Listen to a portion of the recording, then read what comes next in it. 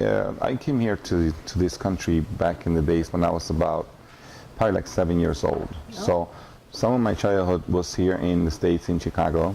So we spent here maybe 10 years in Chicago. So I was here and grew up with the Latino community in Chicago. And then I moved back to Mexico for a couple of maybe 2-3 years. And then came back here to Ohio, which has been like another 20 years already. Yo nací en Boston, Massachusetts. Mi papá estaba estudiando en Harvard y en la Escuela de Leyes, y mami estaba allá viviendo con mi papá, y yo nací en lo que era el Women's Lying In de Boston, que ya no existe, que ahora es el Women's Brigham and Young or algo así, Hospital. De Boston me fui a Puerto Rico ya cuando tenía como un añito, y entonces viví en Puerto Rico toda la vida. A los 4 años mi papá se fue para New Orleans, y a New Orleans fue que yo aprendí a hablar inglés, porque mis padres me pusieron en una escuela católica y yo no entendía nada, era como un kindergarten, porque yo tenía como 4 años. Y mami dice que yo llegaba a casa hablando como una jeringonza que sonaba a inglés, pero no era inglés porque yo no sabía.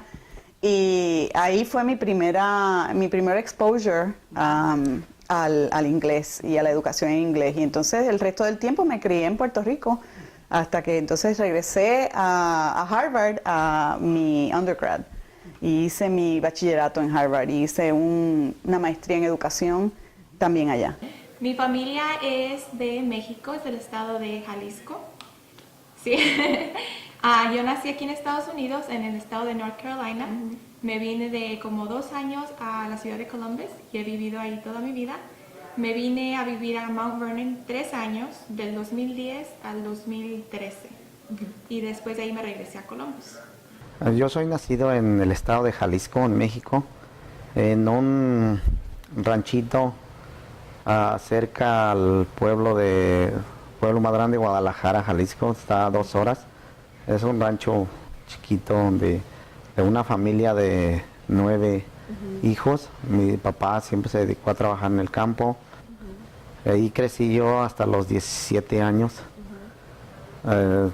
Trabajando todo el tiempo en el campo. Yo no sabía nada pero siempre tenía el sueño americano, el sueño de que todos crecemos los mexicanos con el sueño americano de venir a Estados Unidos a trabajar en diferentes trabajos. A mí me tocó venirme a Estados Unidos. Intenté a los 15 años, mi papá me dijo que no, que era muy chico para venir a Estados Unidos, que en Estados Unidos tenía que venir uno con una edad más grande para poder trabajar. Y me tuve que esperar hasta los 17 años. Fue cuando me vine a Atlanta, Georgia. Ahí fue mi primer trabajo. They made it to New York to see part of the New York World Fair. I guess I was about 3 weeks old, so I don't have any memory of this. And they put everything on a big boat, and we sailed to Venezuela. And then eventually ended up in Caracas, which is where I ended up doing the first 7 years of my life. And then when my parents got divorced, I was around 7 or 8. My mom, who really at that point felt very strongly that her daughter should grow up American, and that she was not Venezuelan, and she wanted us to have an American childhood, and came back to Oklahoma, and that's where I grew up. But my dad is still in Venezuela. They have a very good relationship. We went back every summer during break. There was when my grandfather, who was the real patriarch of the family, when he died, we ended up moving back for a while. So I did 4th grade there. So I did different grades there, and I've spent, different amounts of time. So that's the long story short. Oportunidades de trabajo, allá están bien malas. Y tú te preparas 5 años, es como no haber estudiado, te quieren pagar a 5 y pico, y como que tú sabes, no puedes sobrevivir con eso. No importando que el mínimo es 7.25 creo, pues como lo mío fue con abogados, los abogados se dejan llevar por la tabla de ellos cuando pues les conviene, ¿entiendes? Entonces pues yo dije, pues no, tuve 2 años buscando trabajo en el área donde yo estoy. Sí había, si yo viajaba 1 hora, 45 minutos, pero en Puerto Rico la vida es como más ajetreada. No importando que tu familia está, cuando tú tienes hijos tienes que buscarle el cuido, tienes que llevarlo, traerlo, tu familia es de Aguadilla, yo vivía en Aguada por un par de años también, después que tuve mis hijas, y pues estando yendo a Aguadilla, Aguada, trabajaba en Mayagüez, pues yo tenía que buscar el cuido y era como una vida como media loca, mucho ajetreo, demasiado. Y entonces yo decidí venirme para acá, pues para cambiarle la vida a mis hijas, no le hiciera falta nada, gracias a Dios le gustó aquí, y pues que eso es un poco de alivio, sí, que pues siguen felices como quieran, no se les borra la sonrisa, pero sí, por pues, oportunidades de trabajo y más comodidad, más tranquilidad.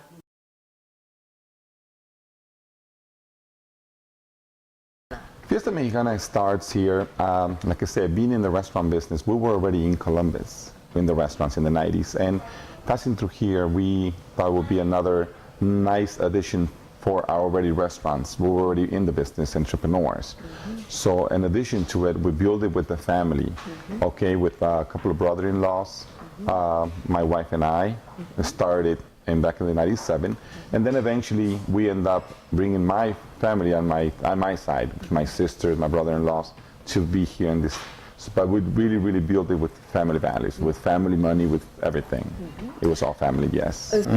Cuando yo llegué aquí a este restaurante de Fiesta Mexicana, aquí estaba abierto ya en Mount Vernon, y yo llegué ya a trabajar aquí, pero yo ya tenía un poquito de experiencia en la cocina, y yo llegué de cocinero.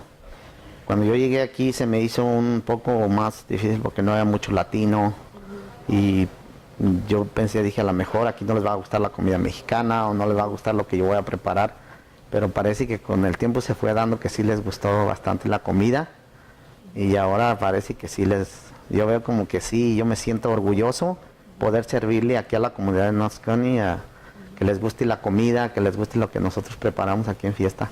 Me fui a Georgetown a hacer leyes, pensando que yo casi no era ambiciosa. Yo quería ser secretaria de Educación de Puerto Rico. Y me fui a hacer leyes a Georgetown, y entonces no disfruté la escuela de leyes. Era en los 1980, era la época de Reagan. Era una época donde la conversación sobre los derechos de las minorías pues no era bienvenida, no era un momento bueno en la historia. Y no me gustó las leyes, y entonces me fui de Georgetown, dejé después de año y medio, después de terminar la mitad del degree, y me regresé a Puerto Rico. Pues entonces en Puerto Rico pues estuve un tiempo viendo a ver qué quería hacer, y entonces resulta que lo que era entonces el San Juan Star, que era el periódico en inglés en Puerto Rico, estaban buscando reporteros, y mi papá me dijo, pues tú escribes en inglés, mira a ver. Y entonces fui al San Juan Star, me entrevisté y me dijeron, sí, te damos el trabajo. Entonces regresé a los Estados Unidos porque pasó el huracán George en Puerto Rico, que destruyó 98% creo que fue del electric grid de la isla. Fue una devastación terrible en el 1998. Y entonces mi marido consiguió trabajo en Ohio y nos vinimos a Ohio en el 2001. Dorian Saldúa habla de que uno carga la casa de uno con uno, ¿no? Ella tiene esa metáfora preciosa de la tortuga, que uno es como la tortuga, que uno carga la casa con uno. Y eso crea hasta cierto punto, una experiencia de vida donde uno no es de un sitio. O sea, yo voy a Puerto Rico y esa es mi patria, ese es mi hogar, ¿no? Pero a la misma vez, pues me siento como que yo no soy totalmente de aquí. Y aquí, obviamente, pues no me siento que soy totalmente de aquí tampoco, porque soy bien puertorriqueña.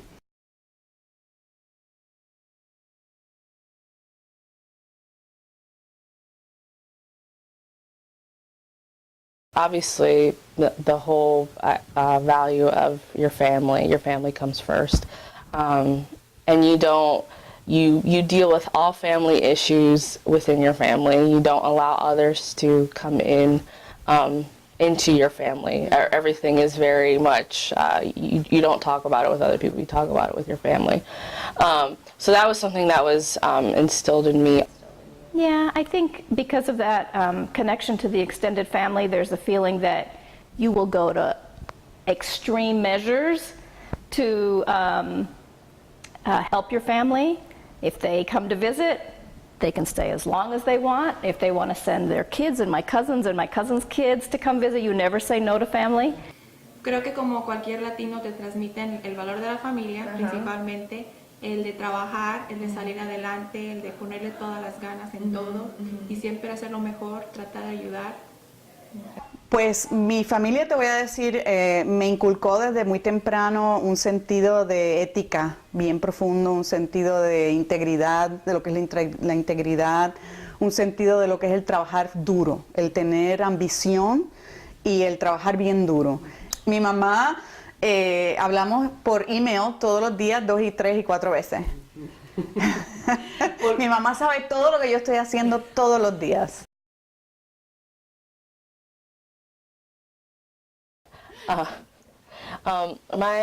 My parents, they really struggled with the language, and even now, still to this day, you know, they've been in the country now for over 40 years, but they, you know, the language can still be a barrier for them, and so, like, education was always important, and the expectation was that I was to do well in school.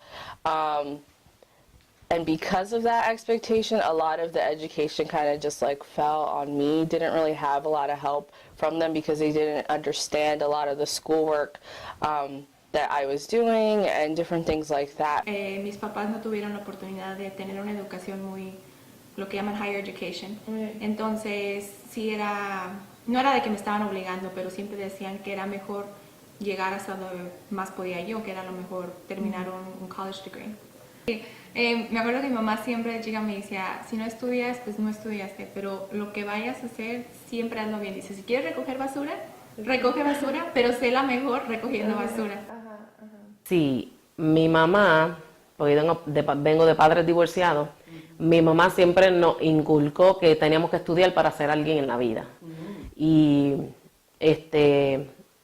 nosotros somos la primera generación de la familia que fue a la universidad y nos preparamos con bachillerato, yo y mi hermana. Another thing that my parents instilled in me was just the value of our Christian beliefs that we have. You know, my grandfather helped. He was one of the, I don't want to say founding fathers of the church that I grew up in, but you know, they started out in a house, and he was one of the core members of the church that we grew up in. And so the whole idea of, you know, that your Christian faith and practice are really important, you know, as to like who you are, and just, you know, instilling that. You know, we went to church every single Sunday. You know, my parents were always at church. I was always at church. You know, we only just didn't go to church on Sundays, but we went to church probably like 4 days out of the week. Toda mi vida he sido católica. Mi familia, casi en México todo el mundo es católico, y mi familia, mis papás son muy católicos, muy espirituales en esa situación. Entonces siempre me han inculcado los valores de la religión, y ahora como adulta yo he tomado la decisión de seguir con esa cultura religiosa.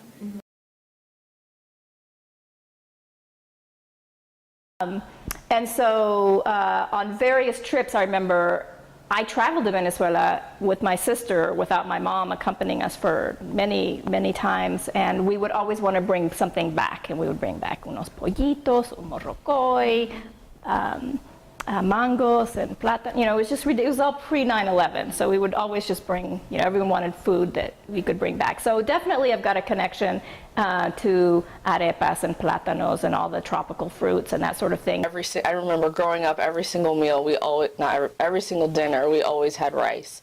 My dad had to eat rice for every single dinner meal. That was that was not negotiable. So food was kind of like that. The Puerto Rican food was always there. We very rarely ever had like American food. I think the first time my mom ever cooked lasagna was when I was probably about like 14 years old. So yeah, so food was like a really important aspect growing up. We had a lot of conversations around the table.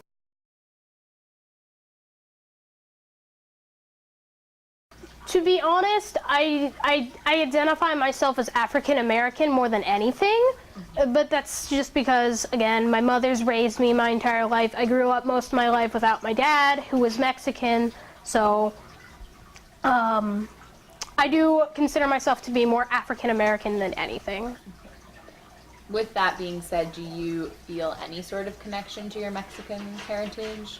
I definitely do. My mother still keeps in touch with the Mexican side of our family, and again, I do have Hispanic friends at school, although we don't talk a bunch. They're still my friends, and I do feel like I am part of the Latino community. Although it's not very major, especially for me being just a little kid. A veces sí se contradice lo liberal de la universidad con las creencias que tienes, a lo mejor con lo católico o con tus creencias latinas. Sí, tienes que balancearlo. Also, I think that wanting to assimilate, I didn't have a strong Latina identity as a kid in school. I don't know if it's because, I was always proud of it. It's nothing that I hid.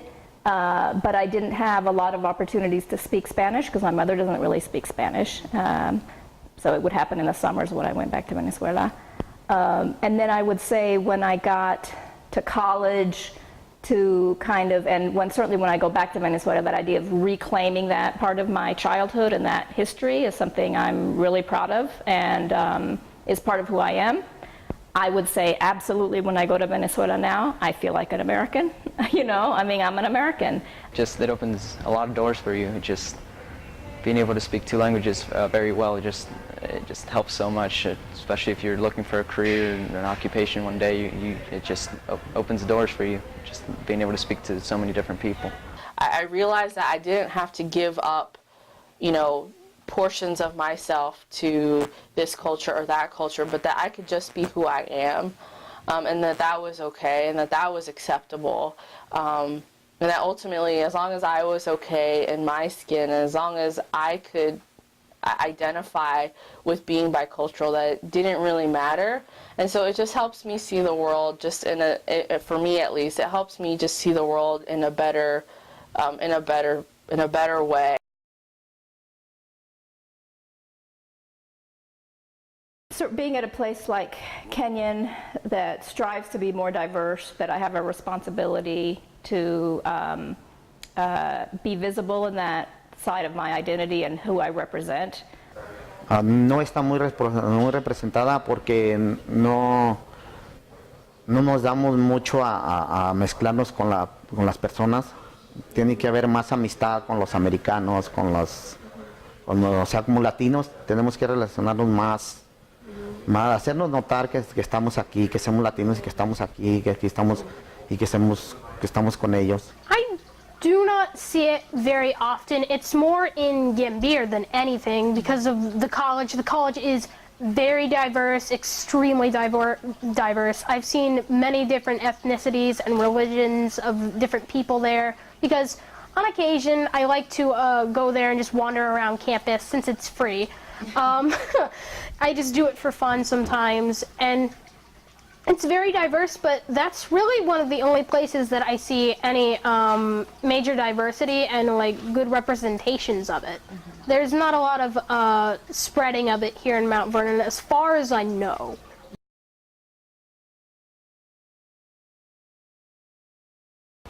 Yeah. Do you have big aspirations for your future in soccer? Of course, why not, like every Latino, why not go pro or something? It's something that I want to look into, of course, if I could, but first I want to go with school, and why not? I want to find a college that I know I can do well in soccer or something. You know, Yeah. I'm in the nation of opportunities, so I know I should take one of those opportunities. Yeah. Thought about becoming a game designer for a very long time. I've thought about it, actually, I think since I began middle school. But that's kind of just backup because really I feel like I'll fall on my art for career. Like I thought about becoming an animator to just post little animations online, but at the same time, you gotta learn how to animate, which is harder than it seems. Ahorita estoy, voy a empezar mi cuarto año de college en Ohio State University. Estoy estudiando Fashion and Retail Studies con un minor in Business. Entonces, cuando termine, quiero, me encantaría trabajar para la compañía L Brands, Express, que son compañías grandes de Victoria's Secret y todo eso. Y me gustaría meterme en el ramo de merchandising. Ahorita con mi reinado he tratado de involucrarme mucho con los latinos, obviamente, en Columbus, ayudando a los diferentes eventos que tienen. Entonces eso es desde la salud, o desde la educación, o de ayudar con a lo mejor lo de la inmigración.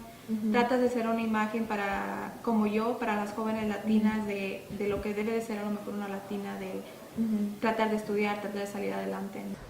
Yo creo que la educación es algo muy importante en los padres hacia los hijos.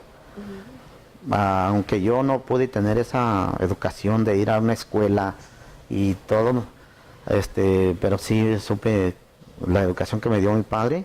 Y ahora que yo mis hijos los tengo aquí educando, es algo muy bonito, es lo que yo quiero, que mi hijo vaya a un colegio, mi hija vaya a un colegio, que estudien algo. Es un orgullo para mí ver mis hijos un día superados, que digan, estudié esto, algo que yo nunca pude hacerlo, que ellos lo puedan hacer aquí en este país. Pues que yo soy un hispano que llegó aquí, que con ganas de triunfar y de salir adelante, y que así tenemos que ser todos, echarle ganas para adelante y echarle ganas en los trabajos y en todo, que todo se logra con tiempo. And looking a little more to the big picture here, if there was anything you could change about Gambier or Mount Vernon, what would you change? I guess, again, this does have to do with the Latino community. More acceptance of different races, ethnicities, I guess that's the same thing. Religions, sexualities, again, that's probably one of the most important things at this current time. And more respect for mental disabilities, because when you're diagnosed with that, nobody understands other than you and your family, and you want to be accepted because it really, it hurts being misunderstood like that. So I just wish there was a bit more respect for that in this community and the rest of the entire world.